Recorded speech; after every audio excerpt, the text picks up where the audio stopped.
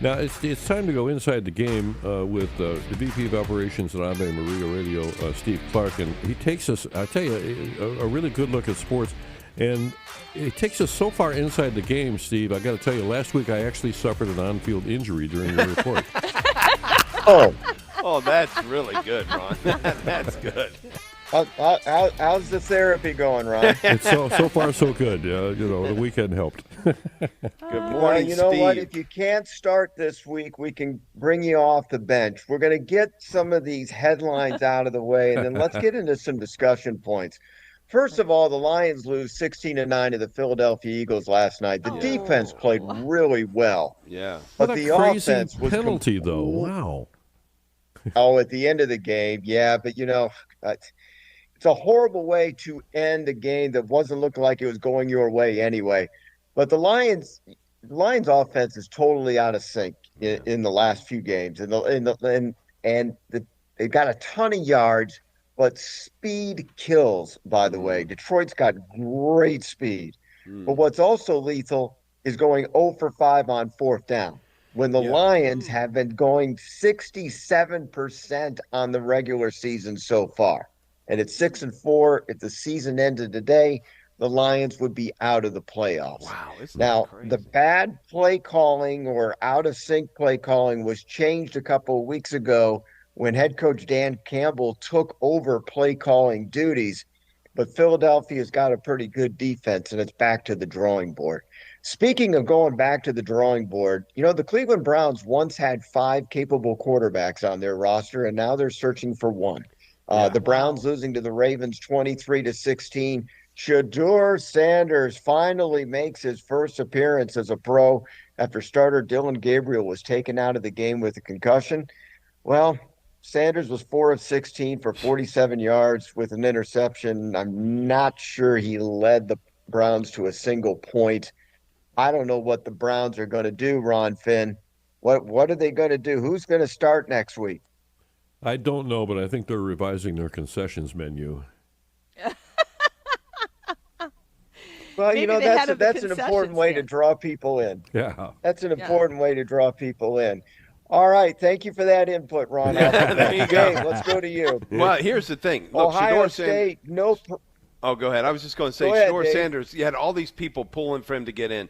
His decision-making was horrible. His accuracy was horrible. It was just not a good showing. All right, give the Browns fans 24 hours to sync back up to see who should be their quarterback for next week, provided Gabriel's healthy enough. Dave, let me turn things over to you in college football. Ohio State, no problems with UCLA. Notre Dame, no problems with Pitt on the road. Those two teams are on track for the playoffs. Michigan State remains winless in the Big Ten after allowing Penn State to get their first conference win. As some fans think they can coax Urban Meyer to become their head coach. I'm shaking my head at that. And Michigan did something that perhaps no other college football team has ever done.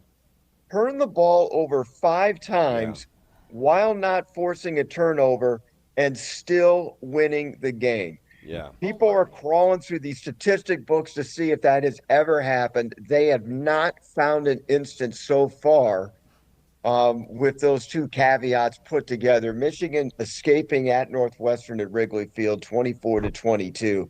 So, Dave, here's my discussion point with you. Yeah. We know that you're a big Ohio State fan. Yeah, The that has more to Buckeyes do are with my cruising. girth, I'm sure, but okay.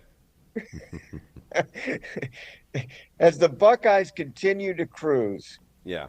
and winning their games all by halftime, and then watching Michigan continue to struggle to beat their opponents in the final minutes, or let's face it, even in the final seconds.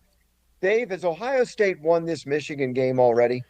Now here's the thing. I mean, we have been dominant. It has been fabulous. All of the expectation has been met and exceeded, and I have no confidence whatsoever that we can beat Michigan. No, that's the fact. I mean, look, we have lost to Michigan when they had lesser players and when they've had equal players. It doesn't seem to matter. I want us to win, but the confidence level, it's got to be proven on the field.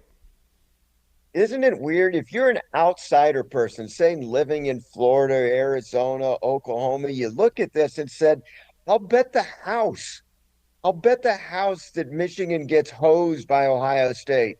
Oh, no. And the reality is here in the Midwest, there's a lot of collateral damage that has been done to the Ohio State psyche. It's very, very weird. But those two teams will be playing in 2 weeks. Michigan State, by the way, vacating 14 wins from the past 3 seasons over recruiting violations has a lot of people wondering. In East Lansing, people are wondering why they didn't fight the NCAA. Yeah. One popular reason, people, is that they're accepting the penalties so that it hurts the case of former Spartan head coaches Mel Tucker's wrongful termination lawsuit. Oh, my goodness. Tucker was the coach when these violations were occurring.